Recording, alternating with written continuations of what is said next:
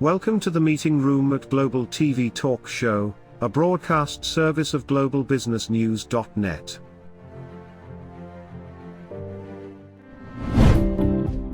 This episode from the meeting room of Global TV Talk Show is brought to you by The Bridge School, the accredited international online private school of choice, at bridgek12.org. Porch Light Rental and Destination Services.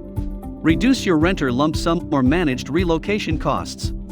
Visit them at porchlightrental.com. And by airs.com. With our full range of services, we can help design and manage your international relocation. Find us at airs.com. Primestone Partners, featuring corporate, government, and developer housing solutions, as well as senior-level advisory services. Find them at primestonepartners.com. And by International Auto Source. We are the vehicle experts for expats, featuring all major brands of automobiles with flexible solutions and financing. On the web at intlauto.com. Become a global player in your field. Cross Culture to Go provides virtual support for your global business and career success. We can help you thrive in 140 plus countries and markets. On the web at crossculturetogo.com. This is Ed Cohen in San Diego, California, and you're on Global TV Talk Show, a unit of globalbusinessnews.net, which has been around since '03. Google Analytics says that globalbusinessnews.net and its subsidiary pages have received a little over 1.2 million reader page views since '03. And further, since we went on live for a Global TV Talk Show because of the pandemic, crashing our live conference business. This is it now. We started in April of 2020. They say we've had 102,000 reader page views, 70% US, 20% Europe, 9% approximately Asia Pacific, which is of course a huge place, and 1% Middle East and Africa, mostly Dubai. Let's welcome HORST GALLO. Thank you very much for being our featured guest today.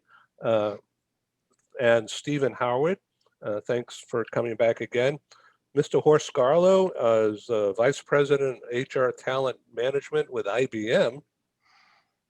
He is involved, I'm reading this, talent strategy, with an eye on skill and career development, partnering with the business so that the mobility function is more strategic. And we're going to ask HORST about all that.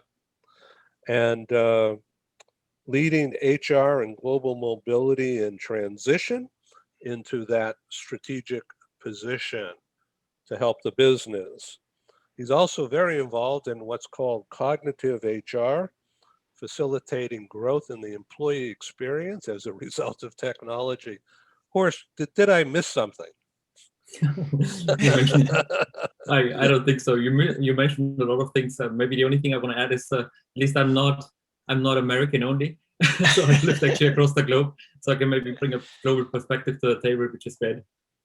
All right, this is great.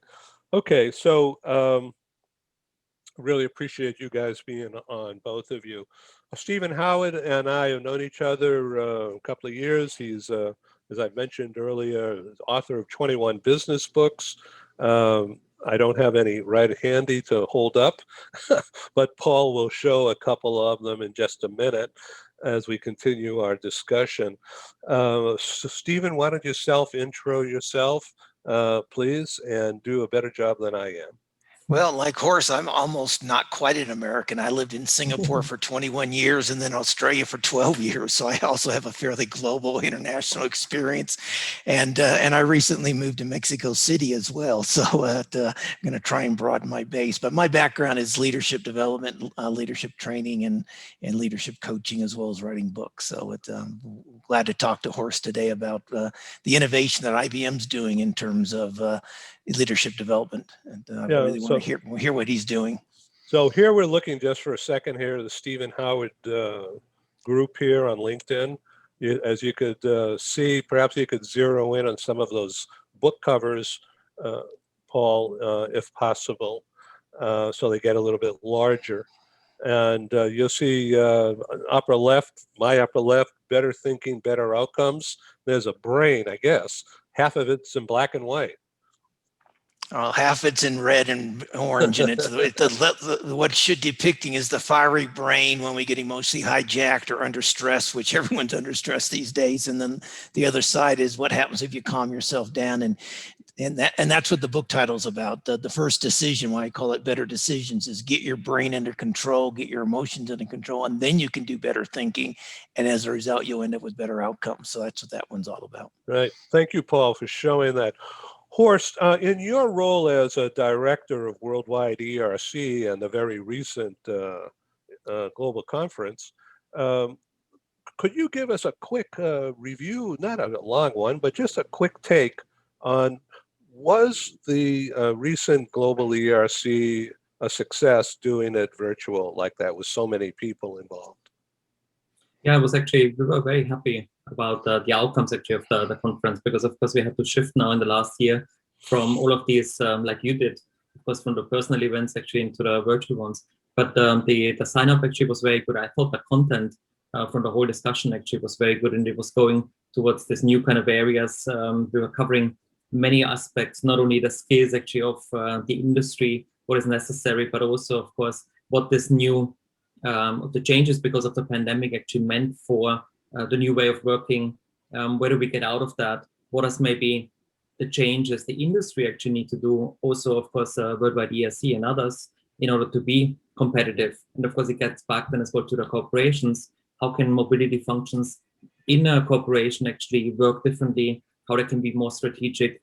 Where worldwide ERC actually can bring value to the table. We were talking a lot about advocacy, standards for technology. I think this is an important part around that, but also, of course, maybe looking at being an independent provider of data for benchmarking information so that they can bring together the providers actually in the corporations in a much better way than we are doing today instead of actually competing. So the IBM way, and please correct me if I'm wrong, there's probably several different ways, but the IBM way is to maximize resources. And so when people, this is looking like a year and a half ago, when international assignments were the rage, and that has stopped, essentially, it has stopped. So are you getting back into that in a big way? And to what extent are you requesting the designee transferee to upskill their skills because of the pandemic? Yeah, so that's a very, very broad kind of question, right? Certainly, a lot of the things have changed, but it's also depending a bit on what's the purpose of some of these transfers, what you have done in the past. Clearly, we have two very, very specific ones where we on one side actually deliver professional services contracts to clients.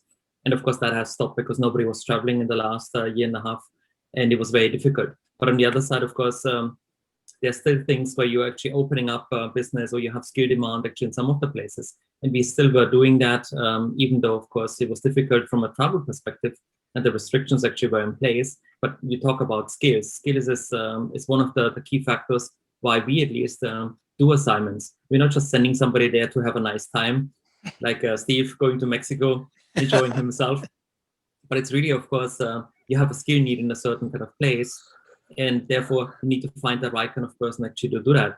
And it's not only about the skill development of that person itself. When it comes to leadership point of view, Steve, you have probably a much better view on that than myself. Leadership development is definitely a key aspect of that, around that cultural adaptability and so forth. But very often it's about a skill which is necessary in an emerging market when you don't have that. And the person actually is going there and is transferring and helping the people actually locally to get that. But on the other side, it's also the same way the other way around. It's not anymore only more global people going into a country, but it's the other way around. You get that innovation in a corporate kind of space around that. So in a prior life, Stephen was an executive in marketing with Time Life and in his time in Asia Pacific. Is that right, Stephen? Yes, there was. Yeah. So what skills did you pick up on your assignment there that you're still applying today? I think the first, and I've said this many times, that the one thing Asia taught me was patience. And I think that's true anytime you leave your own culture. It's not just Asia, but when I left, I was 23 years old. Of course, I thought I knew everything, and got shipped to Singapore, and with my first company, Texas Instruments. And then when I joined Time Life a few years later, by then I had learned, number one, patience is critical. And then two, the way of doing business in Asia is much more based on relationships. You have to spend time getting to know each other, sometimes even knowing each other's families. Whereas, in North America and, in Germany and Switzerland, it tends to be to the point, I think. You get down to business real fast. So I think those are the two things: patience and just learning to build relationships. Great. Horst, to what extent, and just redirect me if I'm saying the wrong things here, but Horst, to what extent do you demand ROI of international assignees? ROI for the business? Yes, so it really depends on the purpose of the assignment. When you have somebody actually delivering a client project, it's very easy to actually do ROI, because of course you either deliver and you make money or you don't. On the other side, of course, when you have an assignment for leadership development, it's a lot more complicated, because of course Stephen talked about his experiences, what he actually brings to the table actually afterwards. But to measure that is going to be very difficult, because how do you measure patience? How do you measure relationship building and so forth? But I think it is always about, you need to step back. Some of the times it is actually very easy, because if you go somewhere and you open up a market, you can see how is the business growing. Are we going to get the right kind of people in place? Are we building the right kind of culture around that? It's more difficult when somebody actually is going somewhere and trying, like myself, when I was going to China as an example, how can I pick up this cultural adaptability and what can I bring actually to the table around that? I think there we use a lot of secondary effects, like what's the progression of people versus other people. And we see, of course, that especially in IBM, because we are a global organization, that assignments or people on assignment are progressing much, much faster than people without.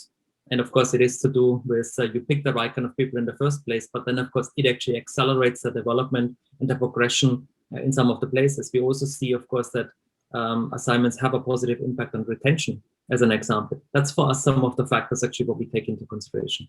What about the usefulness of the skill set learned by that transferee? Number one, I assume in IBM, you're going to make sure that that person is put into a position to use those newly acquired skill sets. Furthermore, I would think that you'd have a way of utilizing that transferee to be a mentor, somebody following along in their footsteps. Yes, clearly. So when it's really about skill development for something, one of the success factors is, of course, is there going to be a local successor in that role actually afterwards? Because of course, if you actually bring somebody over and over again there, that is not very successful. So depending on really the purpose, what you're trying to achieve is that's definitely one of the criteria. And yes, we definitely look at skills, not only of course when that person actually goes there, but also when that person actually comes back. What have they learned? What can they actually bring to a bigger kind of role around that? In the sales space, of course, can they really develop a market from outside? Have they had a better understanding actually to develop products for this kind of market around that? So there's lots of things actually around that. So what about this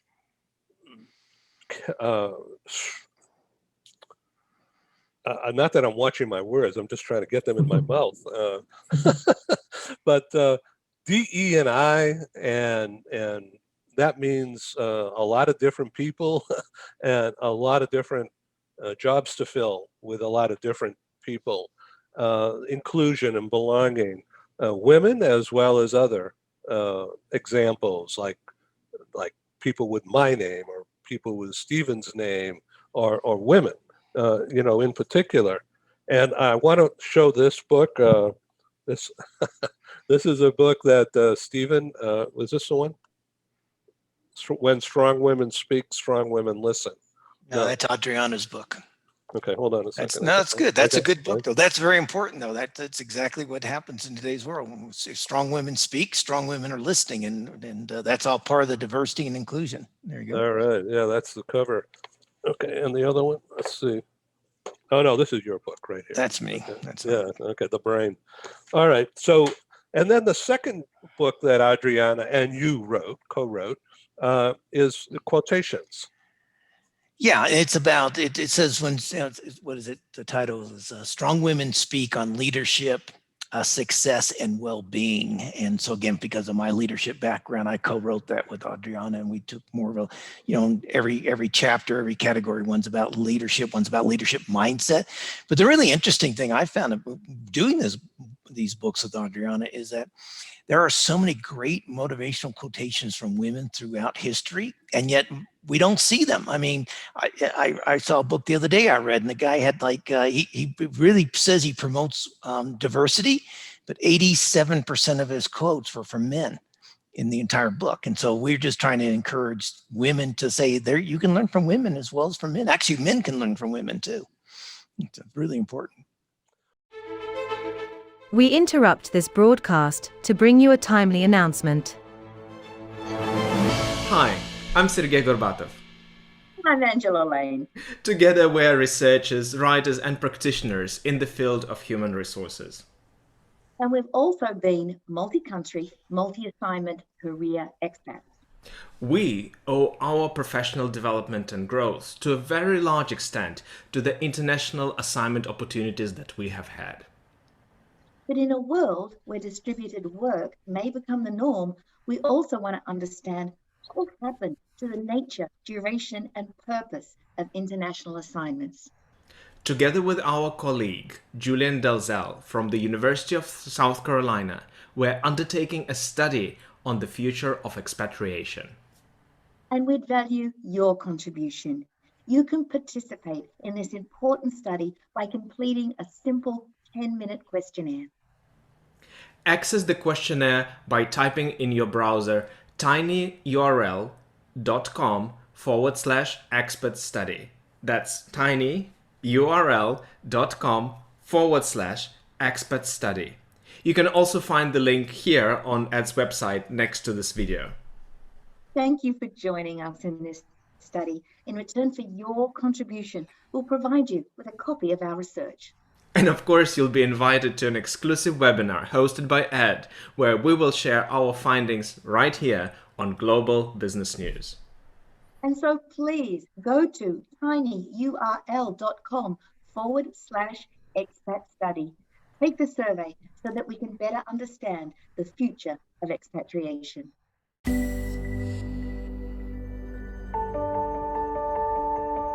Something that's really neat is that the Bridge School partners with various organizations to provide learning for their students. For example, we partner with a major ballet company, and we are able to enroll several of their students into our school. So now not only is the student able to participate in a school and have a seamless transition while they're very active in their ballet career, but now they have other dancers that are with them that are doing some of the same courses. So it's almost becoming a camaraderie where they're taking similar courses, they're working together on their ballet, and really being able to form this great partnership with these organizations to provide a needed service. A lot of times there are student athletes who will spend hours and hours at the gym or at the basketball courts, wherever it is. And if they're attending a traditional school, they're in school from 8 to 3. They get a quick snack, and then they're at the gym for 3 to 4 hours in the evening. Coming to us and having that partnership, they're able to break that up throughout the day. They can have a morning practice, get some schooling in, have an afternoon practice, finish their schooling in the evening. So there's that flexibility. And additionally, if there are tournaments or performances, it's fantastic because if there's a week where they have shows straight through, they can take that week off of learning and then pick back up when they're done. So it offers this great flexibility. And for the program owners of these sports leagues, it is a win-win situation for them because they see this need. They see this need that their students need to make sure that they are obtaining the grades necessary to be successful adults in our country and in other countries. But it provides them an environment where they can be successful at both.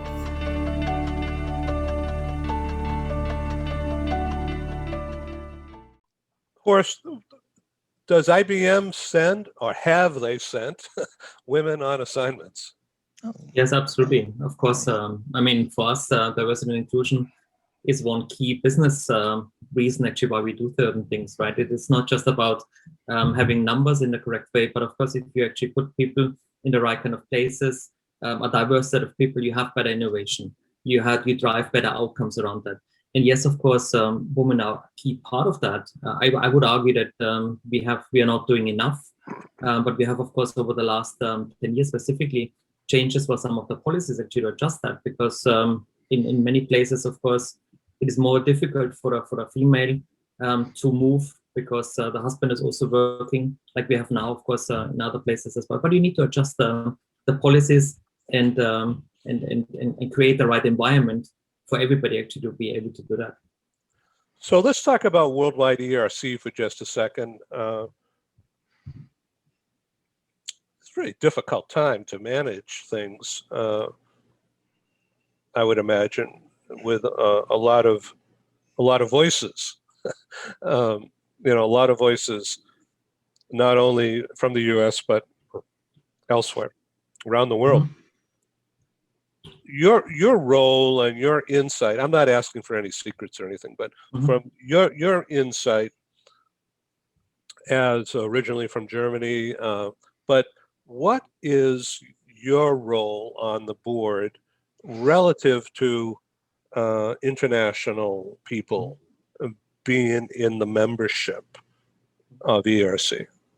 Yeah, we actually had yesterday a very good discussion actually around that in the closing panel for Worldwide ERC for the spring conference, where actually the questions were coming actually, do we need more diversity? And when you look at the diversity of the board specifically of Worldwide ERC over the last, I guess, 10 years or so, we as Worldwide ERC were always looking at very diverse kind of experiences. So for example, the 2 or 3 years before me, it was smaller kind of companies, disruptive companies who were actually coming there.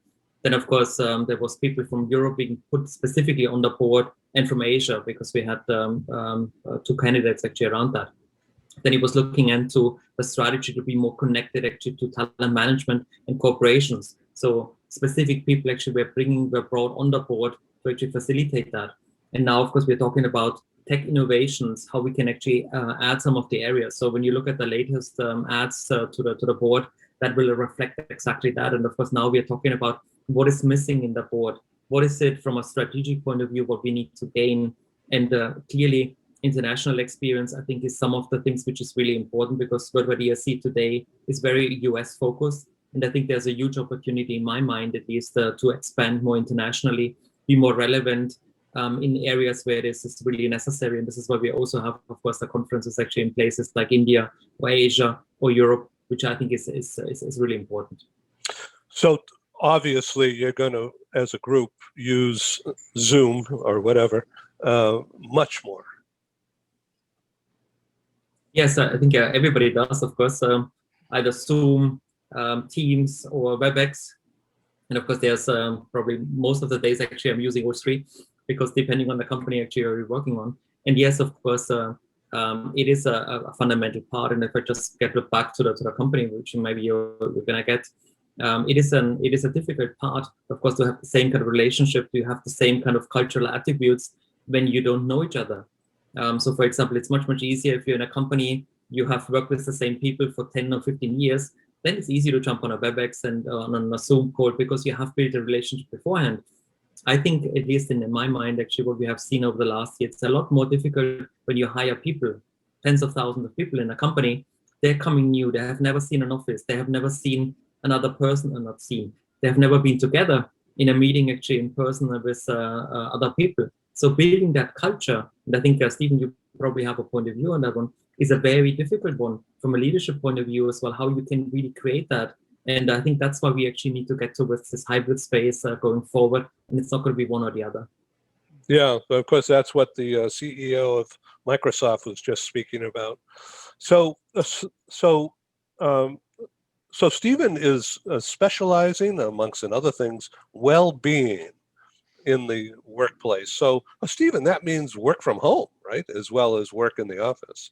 Well, working from home has more stress sometimes for some people than working from the office. For some people, going to the office was a refuge from the home stress. And that's, I think, part of what the new leadership skills is all about, is understanding that for some people, working at home is comfortable. For others, it's not. For some people, working from home, add stress because maybe the kids are doing homeschooling, maybe the spouse also is working. You got 4 people trying to be on the internet at one time. And a lot of people don't have internet, particularly in various parts of the world where you can have 4 people on the internet at one time. So it's going to take a lot more empathy and understanding by leaders going forward, I would suggest. And what about this ESG thing? This is like the rage for now, isn't it? It is, and I think it's very important. And Horst probably speak to that more. That my focus is more on 2 areas. Really, is on leadership. Leaders having to learn how to take care of themselves first, and then they can identify where their team members need help. And I think the second part is helping people understand that it's okay. I mean, we've just had Mental Health Month. I think we're coming to the end of Mental Health Awareness Month right now. And I read a statistic the other day that 1 out of every 5 employees in the United States has some mental health issue. And that's scary. And people don't know how to deal with that. Yes, I agree. And actually, just from a company perspective, it is really about how to manage and actually how you lead in a very different way. It needs a lot more communication from all aspects, not only, of course, enablement actually to the managers and to the leaders actually itself, but of course also a lot of communication with employees. The water cooler talks, what you had in the past, are not happening anymore. You cannot just go out of a meeting and actually say, "Hi, how are you doing?" Because that is not happening. Everybody is getting off a call, and therefore it's gone. So you need to create this platform or this kind of interactions with people, and that actually needs intent around that.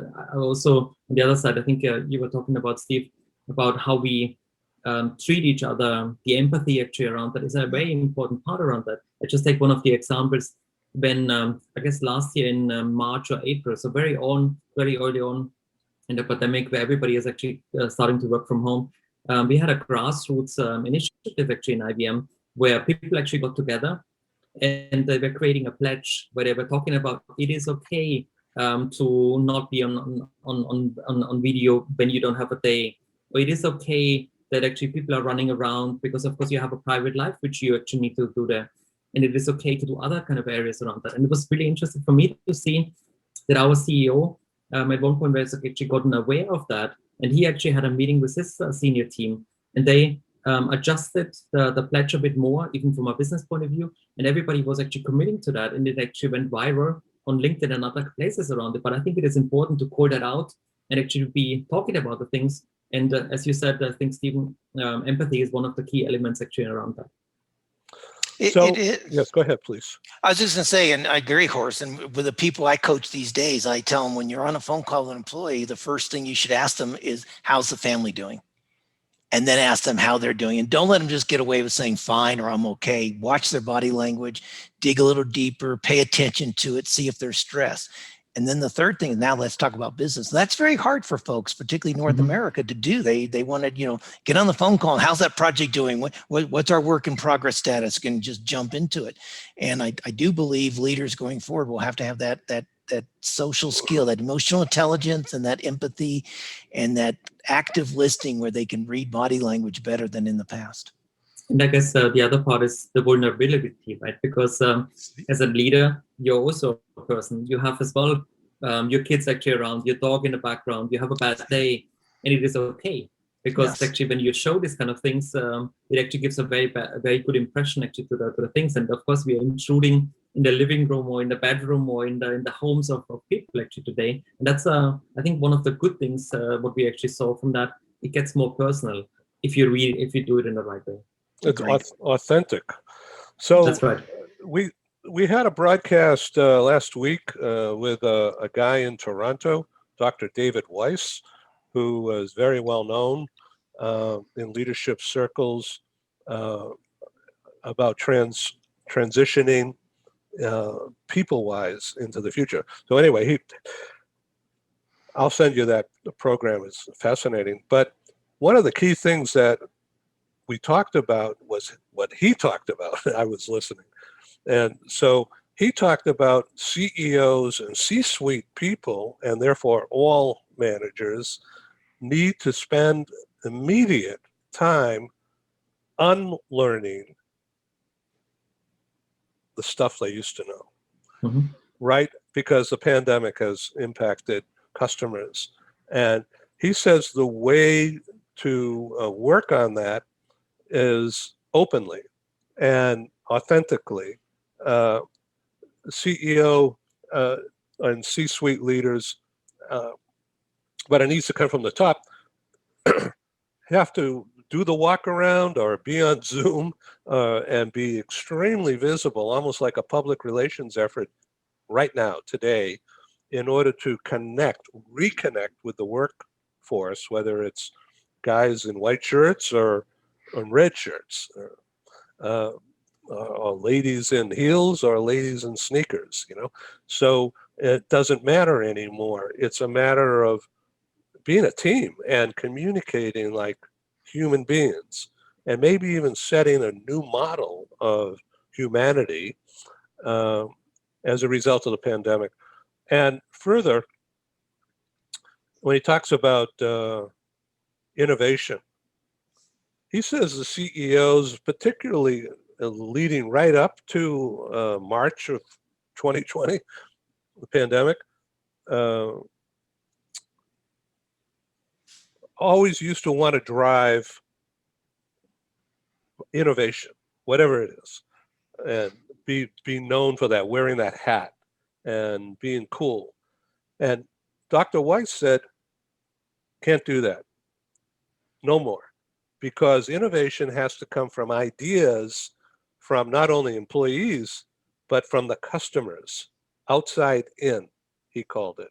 And that also means new ideas about how to do things from suppliers and from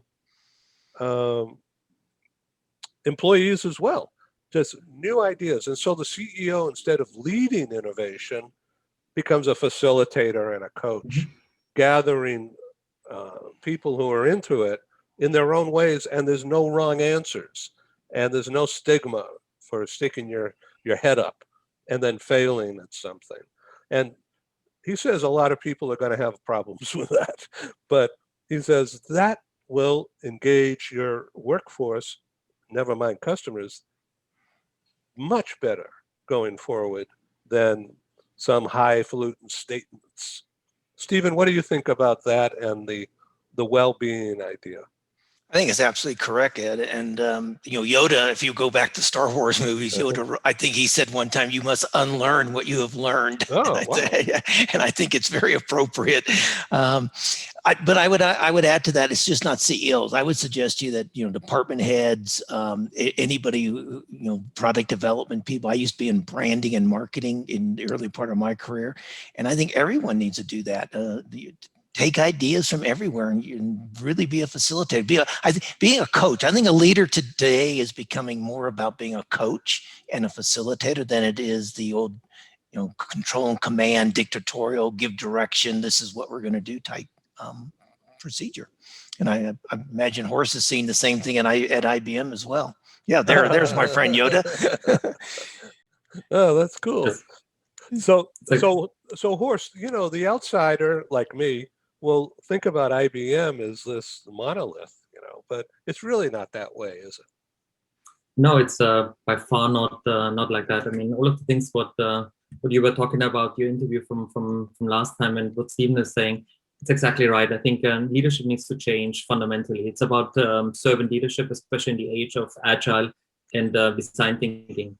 You talk about creating innovation. Innovation is not created from the top down. Innovation is created when you bring people together, different backgrounds, different mindsets, and who actually can create together. And I do think in today's world, a lot of people talk about design thinking, where you actually we co-create with your employees or with your customers on a solution around them. We do that as well a lot with our clients now together. We have garages. The way of selling is a very different one. It's not anymore about It's not about tell me all of the stuff, but it's about show me. And you go into a room, you actually hash it out, and you build it together. That's how you actually do things actually in the modern world. And I think, again, when we get back to leadership, younger people, the new generation who are growing up with digital actually around that, they can show the older generation like me or others a lot more in this digital kind of environment. So they have an advantage around that. And if you bring all of that together, you can gain the advantages and the positive aspects around that. So I definitely agree to this one. We need to unlearn a lot of the things, but at the same time, of course,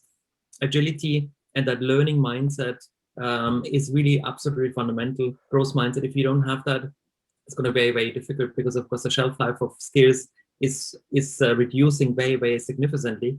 And you need to relearn, not relearn, but you need to learn different things much, much faster now than you actually did in the past. Yeah, thank you. Stephen, would you like to summarize? No, I totally agree. We have to learn new skills, and part of that is unlearning the way we've traditionally done things. As I said before, I mean, just my early example, typically in North America, we go into a meeting and we want to boom, boom, boom. Here's the 5 keys on the agenda, even if it's a Zoom call. And now we have to unlearn that and say, wait a second, we have human beings working for us, and we have people who have these human being anxieties and stresses of, and maybe we need to, think about that first, and then, treat each other with more kindness and empathy, and then let's get into the business. I think, look, the ROI is still going to be important. There's no doubt about it. But, in some ways, does it matter if you make 28% ROI or 29.5%? If you make 28% and you have huge employee turnover, sorry, 29.5%, you make more and you have high employee turnover, you make 28% and you have a happier workforce with less stress, less anxiety. I don't know. Each leader is going to have to decide for themselves what's more important. Horst? Yes, I think a lot of the things actually what Stephen said or what we discussed actually in that call is really, I think the pandemic actually provided a lot of opportunity actually for us.